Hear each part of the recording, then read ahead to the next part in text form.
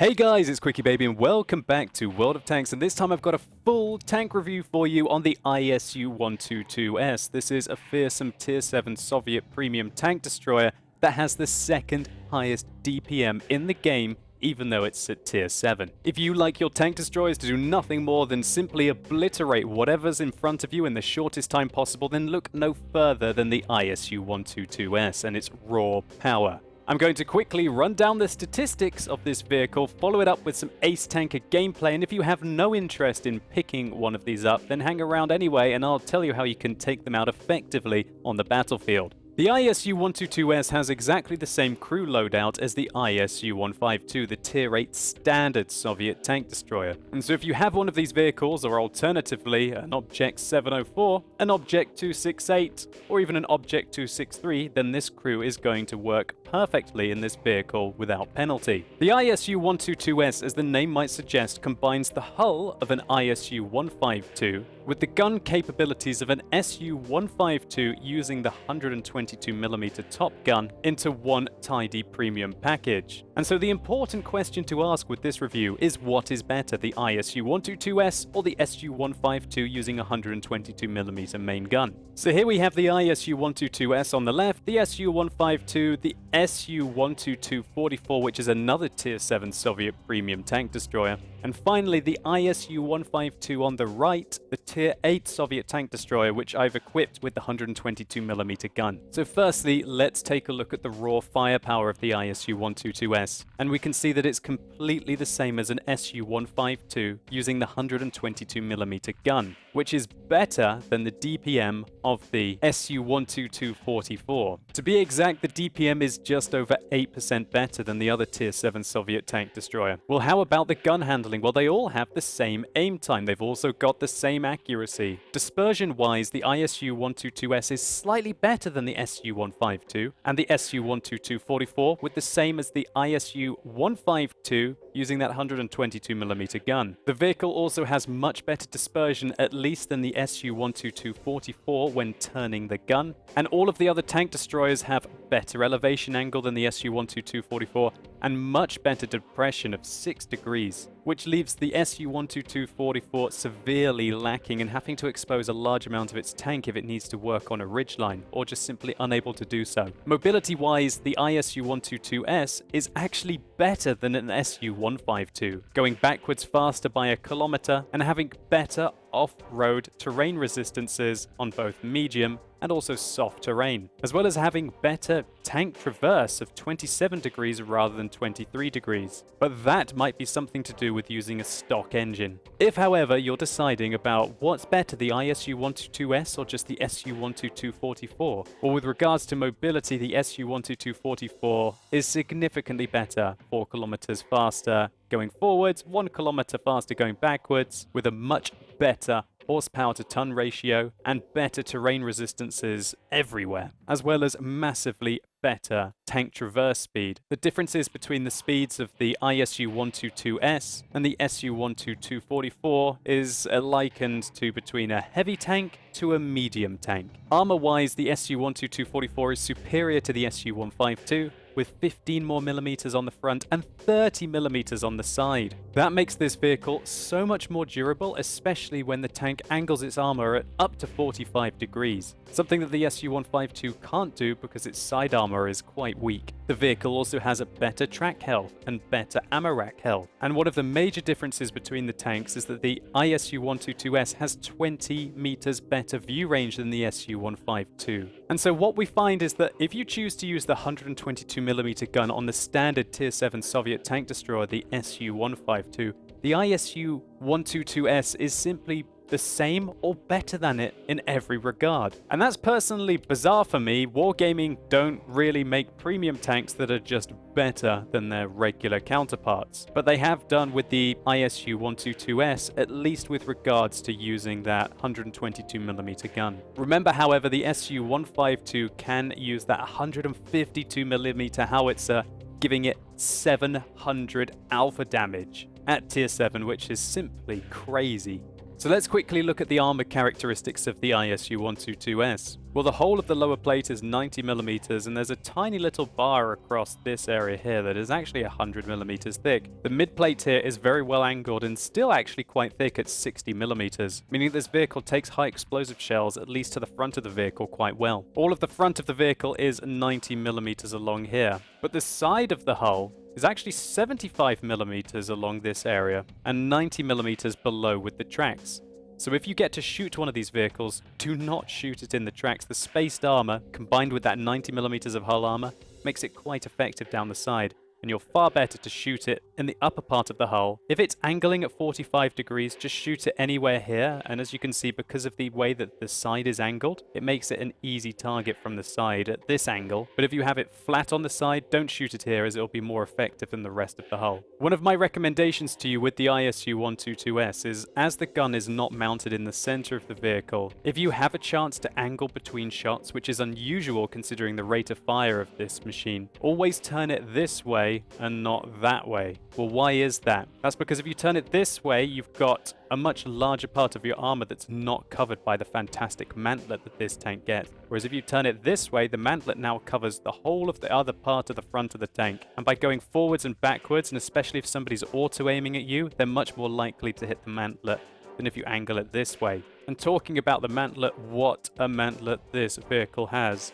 It's 100mm of spaced armor all over the front. And what that means is, for the most part, it's 200mm thick all over. And if they decide to shoot at the gun, they're going to have to get through 50mm and 100mm of spaced armor. So I think while that clearly compares the ISU-122S to the SU-152, let's talk about the characteristics of the gun, probably the most important part of this vehicle, compared to other Tier 7 tank destroyers. For example, one of the most popular tanks in the game, the Tier 7 German tank destroyer, the Jagdpanther, and the 105mm gun that it gets. So the ISU-122S has a better rate of fire than the Jagdpanther, which is amazing when you consider that the alpha damage is 390 rather than 320, which is why this vehicle gets the second highest DPM in the game. It's absolutely amazing. Penetration-wise, the Jagdpanther has the advantage with 200mm rather than 175. And if you're looking to be accurate, well, then you probably don't want to look at the Soviet tank, as it's got 0.41 accuracy rather than 0.34.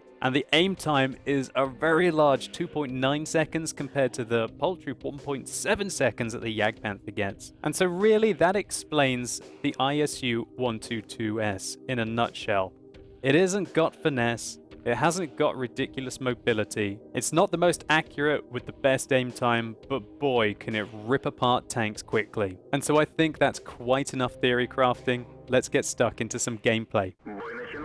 And so here we go, we're playing on Prokhorovka, and we are in a very nice matchup. Holy moly, there's only 4 Tier 7 tanks on my team and the enemy team, a huge amount of Tier 6s, and a poor platoon of Tier 5s that we're going to have to deal with. When you're in a nice matchup with this tank, you are in a very good situation. That 90mm of frontal armor, the mantlet that we were talking about, as well as having 90mm all over on the side, and I think 75 on the upper part of the armor, can really take a hit against lower tiered opponents. However, this tank does not have preferential matchmaking, and so be careful, because you're going to have to try and use that 175mm of penetration against tier 9 vehicles. And shooting at the front of an E75 with that gun, with poor accuracy and 2.9 seconds aim time, is certainly not a lot of fun. So I decided to be aggressive in this matchup. I really wanted to get something rather nice out of this game, even if I'm to risk it. So we've pushed forwards, we spotted a Panther. We haven't been spotted, I guess our camo rating is working out well. We wait for our camo net to activate, and then we begin. First shot in. Second shot in, didn't quite use the full rate of fire of this gun. But we put in a big shot there, the E25 being taken out with our 345 alpha damage.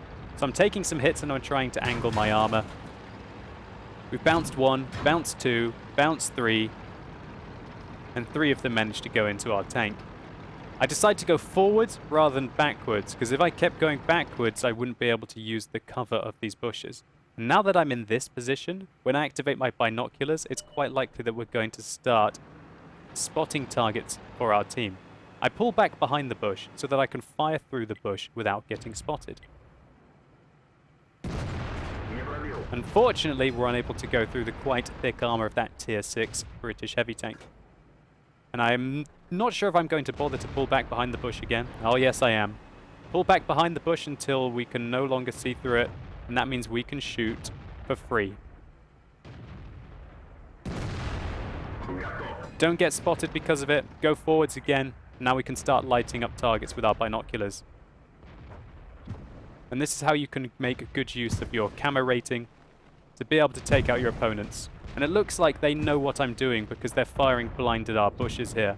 I think that's probably the Wolverines or the Matilda Black Princes, considering it's the rate of fire. They know that we've got some vision in these bushes. It's a very common one to use. And unless I was top tier, I probably wouldn't have tried to get into this position. Maybe that's the Wolverine that's been firing at us so much. We pull back behind the bush. Kaboom. Oh, damn, we didn't get the kill. The T-25 did. Oh, what a shame. Oh well, we can aim at this T-29. That's a very fearsome Tier 7 American heavy tank to watch out for. So we haven't really had to use the rate of fire of this gun yet. As we take out the Wolverine. Still unsure about who was blind firing at these bushes. So I push forwards a little bit. I don't have my binoculars activated though. Maybe that's a bit of a misplay. We won't be spotting targets without our binoculars. Having that 350 meters view range on this tank, I thoroughly recommend you use binoculars on it. And I feel like a good camo crew, as well as a camouflage net, is the way to go on this vehicle. You can't use that rate of fire unless you're firing at targets that you're not being spotted by, really, to be honest. Unless, of course, you do get them in close quarters combat, but that's a different situation altogether. One right through the turret of possibly one of the worst tanks tier for tier in the game, at least in my opinion, the Matilda Black Prince. Ah, I'm only joking. The tank's not that terrible. It's just a pain for me. I was so keen for when the British tanks were coming out that I played that thing for ages to try and get a good crew for my Cromwell. It definitely paid off in the end. I had like a 2-skill crew for when the Cromwell came out. Oh gosh, we bounce around off the front of that T-29. But that armor is quite thick and well angled. But we just reload so quickly, and this is where you can see the rate of firepower.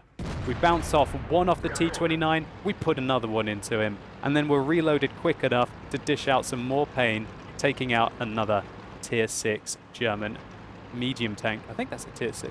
Yes, it is a Tier 6. So, that's how easy it is to get a Top Gun.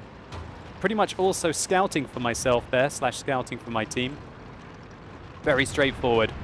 And I wanted to go over and try and take out this FE-304 here. Cromwell manages to finish him off. I check to see whether the M4 is on my side of the ridgeline. He's not. No point in stopping there. Let's get into position and probably spot some of the tank destroyers that are likely to be sitting right in front on that little ridgeline up there.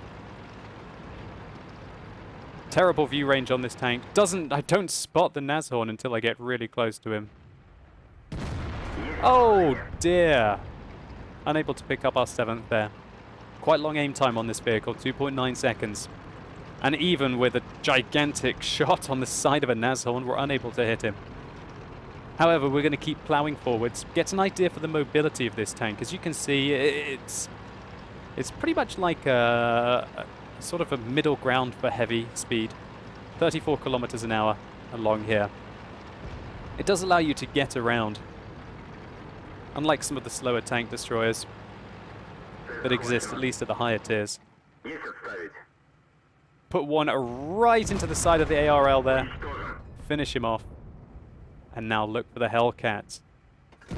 Oh dear, bad shot. He pulled back. Should have aimed a little bit further to the right. Misplay there by me. But our rate of fire means we can get one of the easiest 8-kill rounds I think I have seen. And in this kind of a matchup, it's not really that impressive. It's more of a case of I wanted to show you how brutal this tank can be when it is top tier in a situation like this. And there's no other tank in the game, apart from the Tortoise, I guess, that could rip apart its opponents as quickly as this. So nothing too fancy here. We were simply in the right place at the right time with the right tank and also the right crew loadout and equipment loadout. In my opinion at least, you have to use binoculars on this tank, otherwise you don't stand a chance in hell of spotting your opponents above pretty much 300 to 350 meters. The gun rammer is also a 100% necessary thing on this vehicle. Why would you give up 10% rate of fire? And then it comes down to a choice, I guess, whether you want to use a gun lane drive to cut down the aim time on this vehicle, which can be very nice as well, or alternatively, like I did here, use a camo net to try and keep my gun firing and not get spotted, which when you get stationary makes this a force to be reckoned with at between about 350 to 450 meters. So now we join Sergeant Ironhide, who is on a quest to chew his way through many, many juicy tanks on El Haluf in his ISU-122S. There's a T-43, an FV-201, aka an A-45 making their way down, and his team is absolutely melting on this flank. He puts his first shot in, however he hits the tracks rather than the hull armor. Would have been better to hit the hull armor there. However, his second shot goes right into that Tier 7 Soviet medium tank who was focused on trying to take out the Type 64, who was further to the west of the map. Able to quickly reload, Sergeant Ironhide shuts down a very dangerous T-29 on the enemy team, probably one of the best tanks tier for tier in the game. Great result there.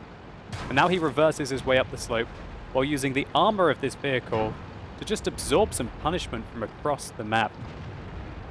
This 90mm of frontal hull armor combined with the 75/90mm on the side can just take a punishment in these kind of matchups. But of course, when you have to meet those tier 8 and tier 9 tanks, don't expect the armor to do the same thing for you. And having 870 hit points won't last for very long against the higher alpha damages at the higher tiers. Hello, Mr. 201, FV-201, aka the A-45. Big shot there into the lower plate. Don't want to take too many more of those from this tank, yet he's ready to go again. T-43, good night. It's the second shot Sergeant Ironhide has put into him.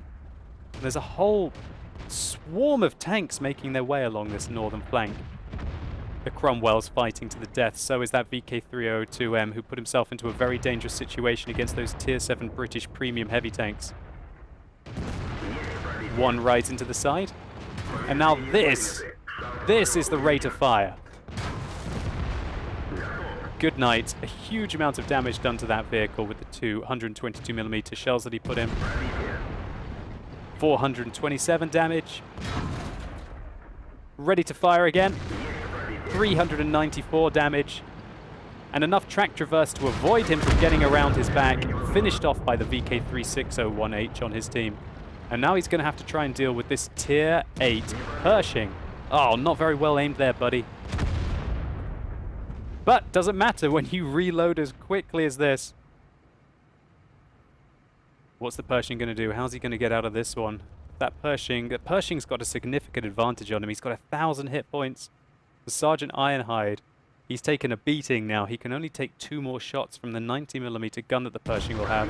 Luckily for him, the Pershing allows him to get one in for free. And maybe surprised by the rate of fire, the Pershing's 1,000 hit points have completely evaporated, and now both of these tanks are a one-shot for their opposite number. Sergeant Ironhide tries to sneak his gun round the corner, now reverses out. The Pershing should be able to take him down in this situation. He fires a high explosive round at him? Mr. Pershing, what are you doing? That's not going to work. You're going to have to hit him at least one more time. But Sergeant Ironhide comes around the corner. Boom! Right into the hull.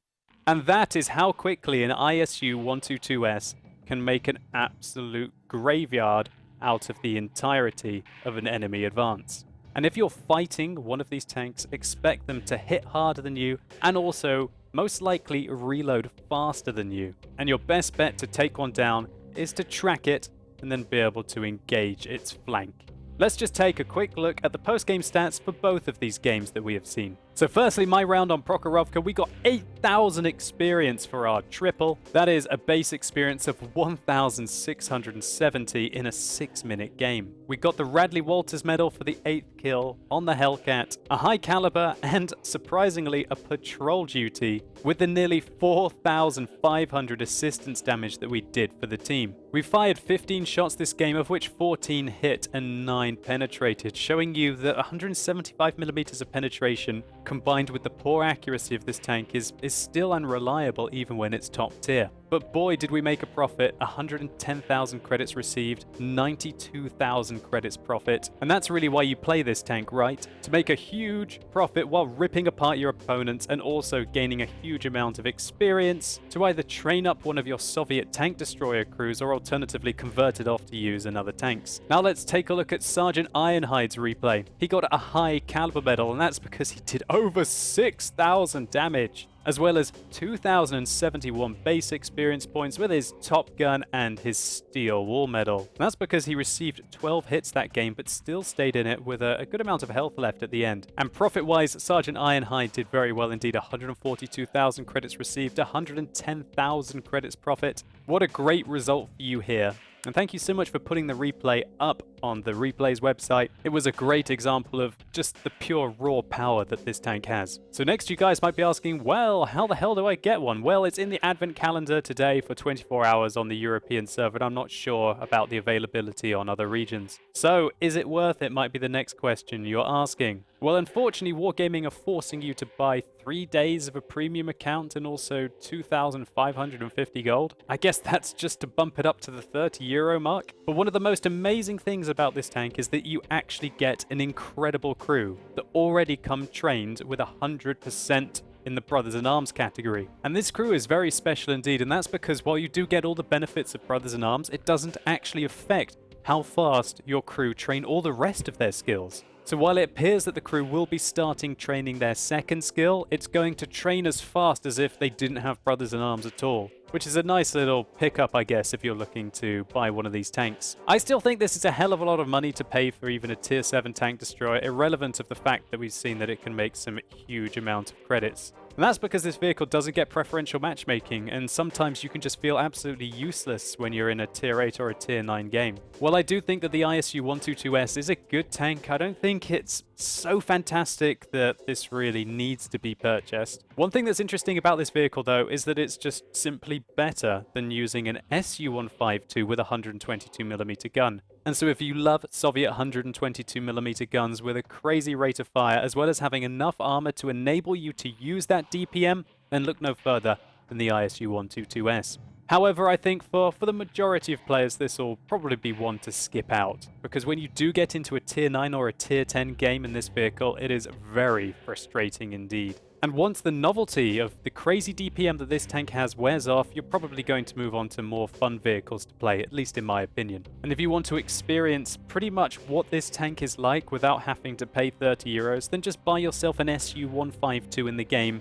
and put the 122mm gun on, and you're going to get 95% of the same experience that you would get if you'd paid €30 to pick this vehicle up. And so hopefully you guys enjoyed this video, or maybe it was just useful to you. If it was, please consider giving it a like down below. It really helps the channel out. And let me know in the comments down below what you guys think about the ISU-122S and the raw power that this vehicle has. And as always, thank you so much for watching. You've been epic, and hopefully I'll see you soon.